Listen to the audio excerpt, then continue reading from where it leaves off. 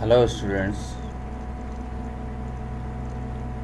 चलिए आज आपको नया टॉपिक स्टार्ट करते हैं। आज का टॉपिक है हमारा डबल रिफ्रैक्शन।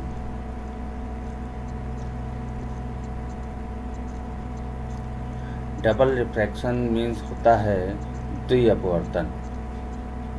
तो जैसा कि इसका नाम है वैसा ही इसमें कुछ फिनोमिना भी लगता है।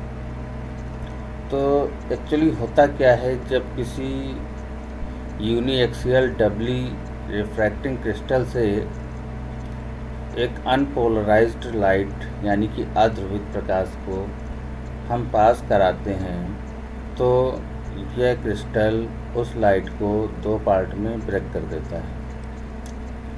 पहली जो रे होती है वो रिफ्रैक्शन के साधारण नियमों का पालन करती है और इसलिए उसे हम ओ रे कहते हैं। और जो दूसरी किरण होती है उसको हम लोग वो एक्स्ट्रा ऑर्डिनरी तरीके से बिहेव करती है, तो इसलिए उसे हम एक्स्ट्रा ऑर्डिनरी वेव कहते हैं।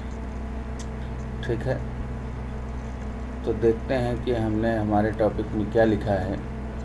हेडिंग है डबल रिफ्रैक्शन। इसका अर्थ होता है द्वि अपवर्तन। द्वि अपवर्तन होता है इसका अर्थ। और when a unpolarized light when a unpolarized light is passed through a uniaxial doubly refracting crystal, जब हम एक अध्रुवित प्रकाश को डबली रिफ्रैक्टिंग क्रिस्टल से पास कराते हैं, इट इज स्प्लिट अप, यह तोड़ देता है इनटू टू रिफ्रैक्टेड रेज में, दो रिफ्लेक्टेड रेज में तोड़ देता है। One of the rays obeys the ordinary laws of the refraction, एक प्रकाश के अपवर्तन के साधारण नियमों का पालन करती है और इसलिए एंड कॉल्ड ऑर्डिनरी रे, और इसलिए इसे हम साधारण रे या ऑर्डिनरी रे के नाम से जानते हैं। And the other however behaves an extraordinary wave, और जो दूसरी तरंग होती है, दूसरी किरण होती है, वो एक एक्स्ट्रा ऑर्डिनरी वेव की तरीके बिहेव करती है और इसलिए उसे हम लोग एक्स्ट्रा ऑर्डिनरी वेव कहते हैं। Hence, if an object is viewed through such a crystal, इसलिए अगर हम किसी ऑब्जेक्ट को ऐसे क्रिस्टल से देखें, image of the object are seen, जो उससे इमेज बनेगी तो दो प्रकार की इमेज बनेगी, वन ड्यू टू ओ रे एंड अदर ड्यू टू ए रे। एक बनेगी ओ रे के कारण और दूसरी बनेगी ई रे के कारण। The phenomena is known as double refraction, और इसी फिनोमिना को हम लोग डबल रिफ्रैक्शन के नाम से जानते हैं।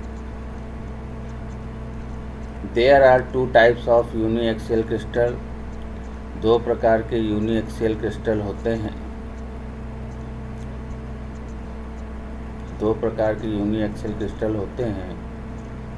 पहला होता है निगेटिव यूनिएक्सियल क्रिस्टल, ऋणात्मक एक अक्षीय क्रिस्टल होता है। इन सच crystal refractive index of E ray is less then that for a रे। इस प्रकार के क्रिस्टल में ई रे के लिए रिफ्रैक्टिव इंडेक्स ओ रे के लिए रिफ्रैक्टिव इंडेक्स से कम होता है। इन सच क्रिस्टल, इस प्रकार के क्रिस्टल में velocity of E ray is greater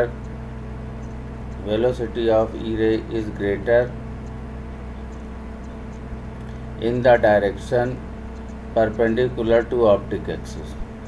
इस तरह के क्रिस्टल में ई रे के लिए जो वेलोसिटी होती है वो मैक्सिमम होती है in the direction perpendicular to the optic axis.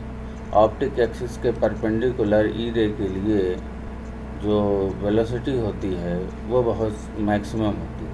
And least along the direction of the optic axis, और ऑप्टिक अक्ष की दिशा में लीस्ट होती है, यानी कि कम से कम होती है। एग्जाम्पल की बात करेंगे तो एग्जाम्पल इसमें कैल्साइट क्रिस्टल का दे देंगे हम लोग। अब आते हैं, देखते हैं पॉजिटिव यूनिएक्सियल क्रिस्टल।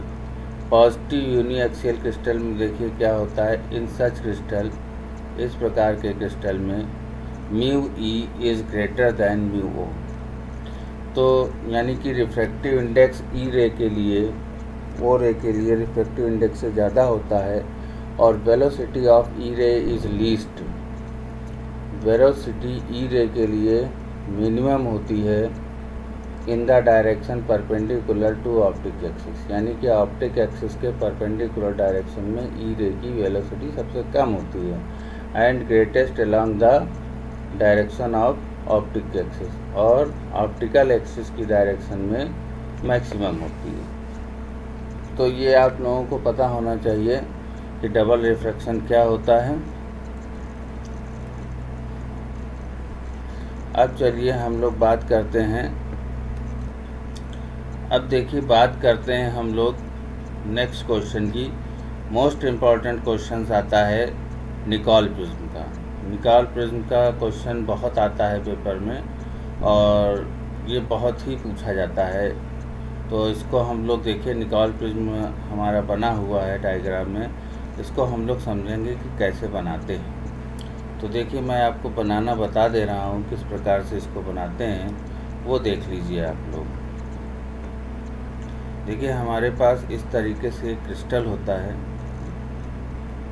इस तरीके से एक क्रिस्टल होता है।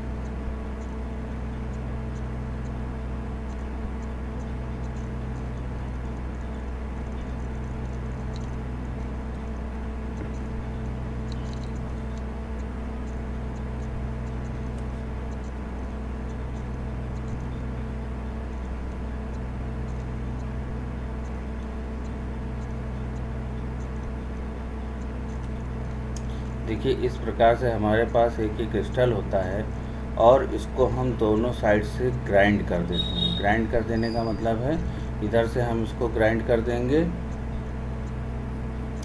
यानी कि अभी जो इसका एंगल बन रहा है यहाँ पर, वो आप देखिए कि अभी जो इसका एंगल है वो है 71 डिग्री, और अभी जो इसका यहाँ पे एंगल है वो है 109 डिग्री।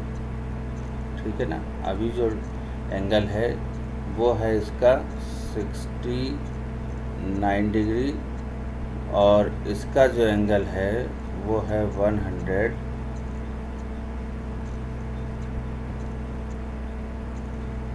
सॉरी अभी इसका 71 है, अभी इसका 71 है, और इसका है 109 डिग्री। अब हम क्या करेंगे, इसको ग्राइंड कर देते हैं। ग्राइंड करने का मतलब ये है कि इसको हम नीचे से थोड़ा सा घिस देंगे। जब हम नीचे से थोड़ा घिस देंगे और इधर से भी थोड़ा घिस देंगे, तो देखिए अब क्या कंडीशन बनेगी। कंडीशन इसमें ये बन जाएगी, घिसने के बाद देखिएगा इसको ध्यान से,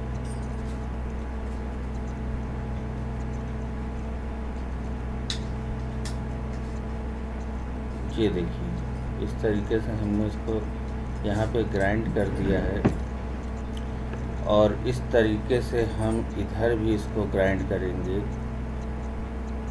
तो हमारे पास कुल मिलाकर के ये कंडीशन बनेगी। देखिए ये कंडीशन हमारे पास बनती है।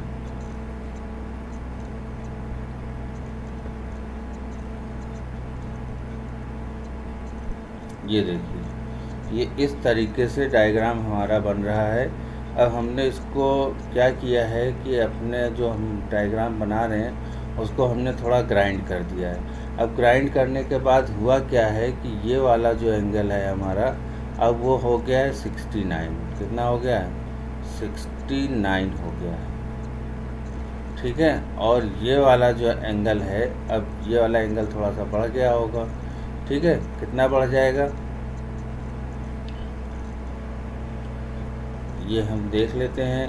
हमारे पास ये एंगल कितना बढ़ गया है, ये एंगल हमारा हो गया है अब इस समय 109, और वो वाला जो एंगल हो गया है वो 69 नहीं 68 हो गया है, यानी कि ये वाला एंगल जो है 68 हो गया है और ये वाला एंगल हो गया है 112। अब हमें क्या करना है कि इस क्रिस्टल को हम काट देते हैं बीच से। इस क्रिस्टल को हम यहाँ से इस तरीके से, देखिए, इसको हम काट देते हैं इस तरीके से।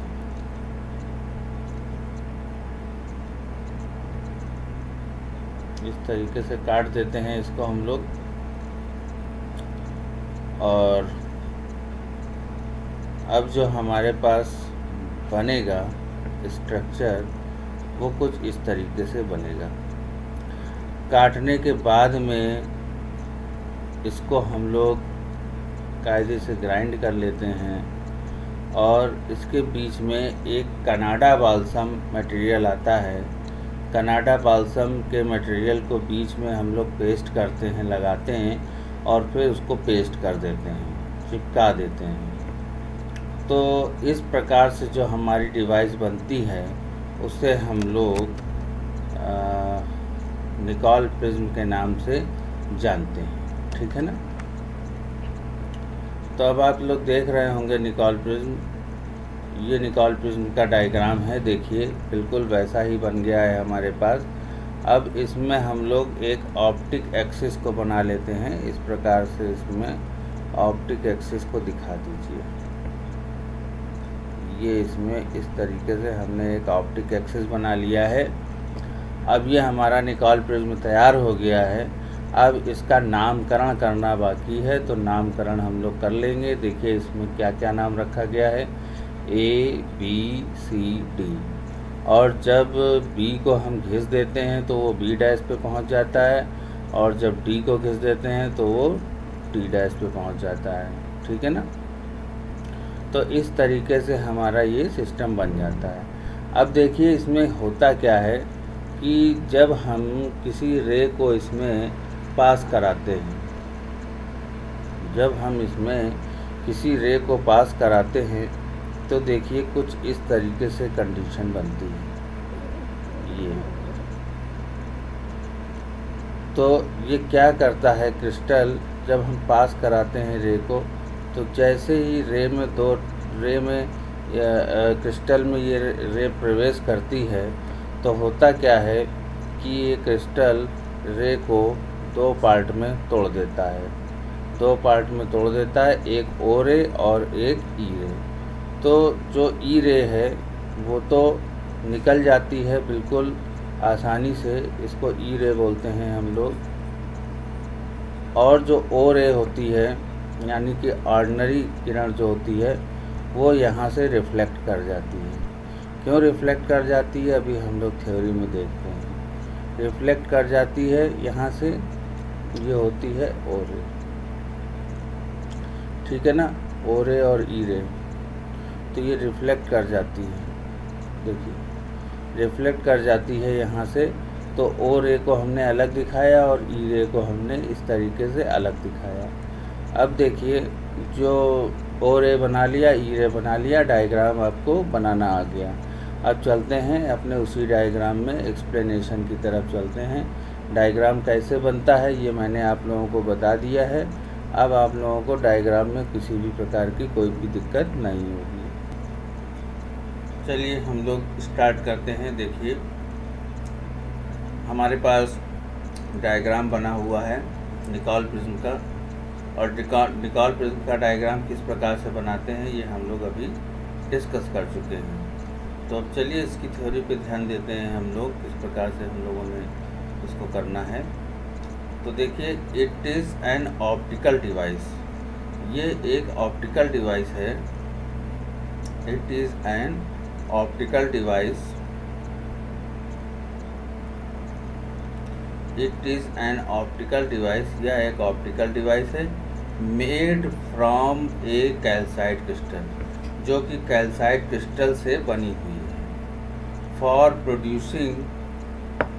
Producing and analysing the plane polarised, यानी कि प्लेन पोलराइज्ड को प्रोड्यूस करने के लिए और एनालाइज यानी कि टेस्ट करने के लिए ये बनाया गया है। अब इसका कंस्ट्रक्शन आते हैं, हेडिंग डालेंगे कंस्ट्रक्शन। तो कंस्ट्रक्शंस में देखिए क्या हेडिंग है, कुछ पॉइंट लिखे हुए हैं। Number first, calcite crystal ABCD about 3 times as long as it is wide as taken। Calcite crystal ABCD लगभग अपनी चौड़ाई का 3 टाइम्स लंबा लेते हैं।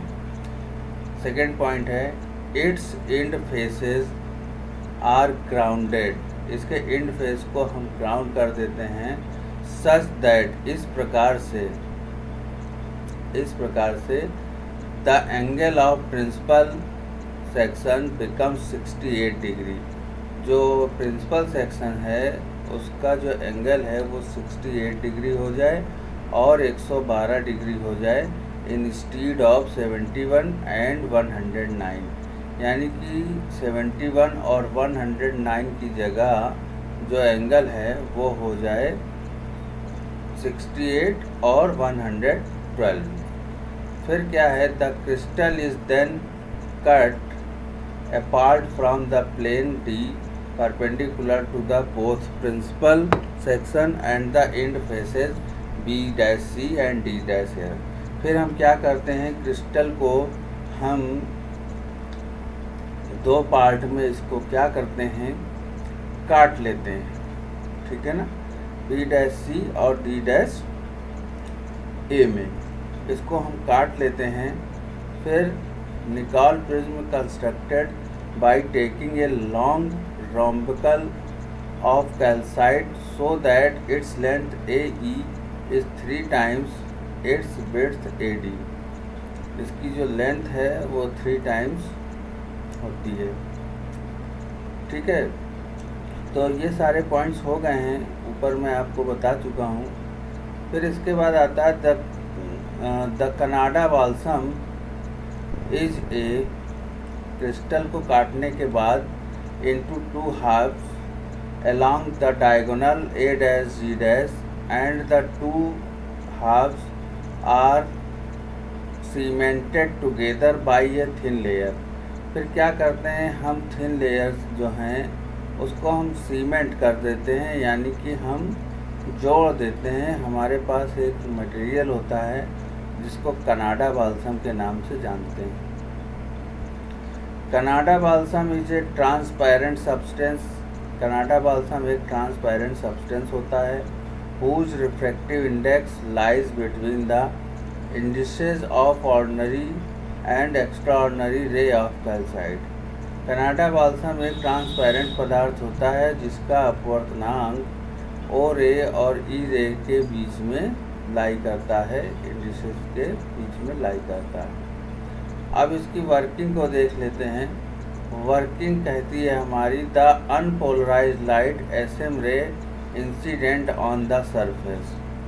जो अनपोलराइज्ड लाइट है SM रे वो इसके सरफेस पर गिरती है और गिरते ही ये 2 पार्ट में टूट जाती है। It splits up into 2 refracted ray, the O ray and E ray. Both ray are plane polarised, दोनों रे कैसी हैं, प्लेन पोलराइज्ड हैं, ठीक है। The O ray has the vibration perpendicular to the principal section. O ray के vibration principal section के perpendicular होते हैं। Refractive index of Canada balsam 1.55 is less than the refractive index of calcite crystal for O रे। जो Canada balsam का refractive index है 1.55 है, is less than the refractive index of calcite for O रे। O ray के लिए calcite crystal का refractive index 1.62 होता है और उससे कनाडा बाल्सम का रिफ्रैक्टिव इंडेक्स कम है, यानी कि 1.55 है, but greater than the refractive index of calcite for E रे। लेकिन कैल्साइट क्रिस्टल का रिफ्रैक्टिव इंडेक्स E रे के लिए जितना होता है उससे कनाडा बाल्सम का रिफ्रैक्टिव इंडेक्स ज़्यादा है।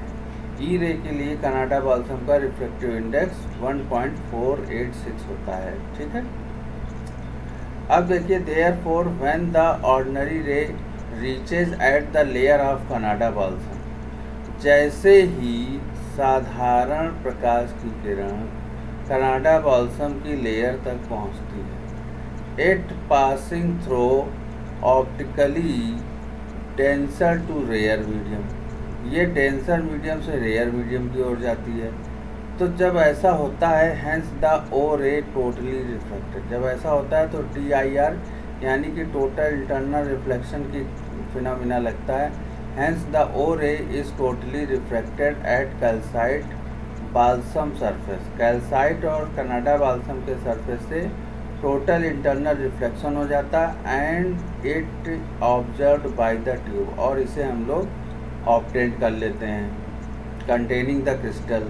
The E ray passes from rare to denser medium and it's transmitted, E ray जो होती है रेयर से डेंसर मीडियम की ओर जाती है और इसलिए ट्रांसमिटेड हो जाती है। Since E ray is plane polarised with vibration parallel to principal axis, क्योंकि ई रे प्लेन पोलराइज्ड है जिसके वाइब्रेशंस प्रिंसिपल सेक्शन के पैरेलल है। ठीक है ना, क्लियर हो गई बात। ओ रे और ई रे का प्रोडक्शन हो गया।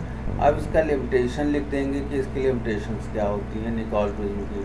The Nicol prism work only when incident beam is slightly convergent and slightly divergent, Nicol prism तभी काम करता है जब इंसिडेंट यानी कि इस पर गिरने वाली प्रकाश की किरण स्लाइटली कन्वर्जेंट हो और स्लाइटली डाइवर्जेंस हो।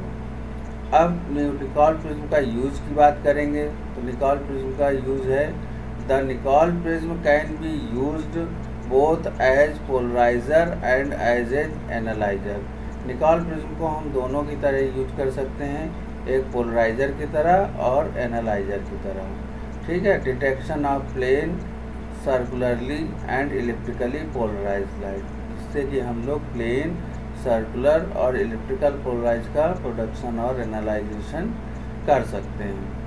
तो स्टूडेंट समझ में आ रहा होगा आप लोगों को, ये सारी चीज़ें क्लियर हो गई होंगी। निकोल प्रिज्म आपको समझ में आ गया होगा, इसको अच्छे से पढ़ लीजिएगा, प्रिपेयर कर लीजिएगा। अगर कोई प्रॉब्लम होती है तो फिर आप मुझसे डिस्कस करिएगा। ठीक है स्टूडेंट, तब तक के लिए नमस्कार।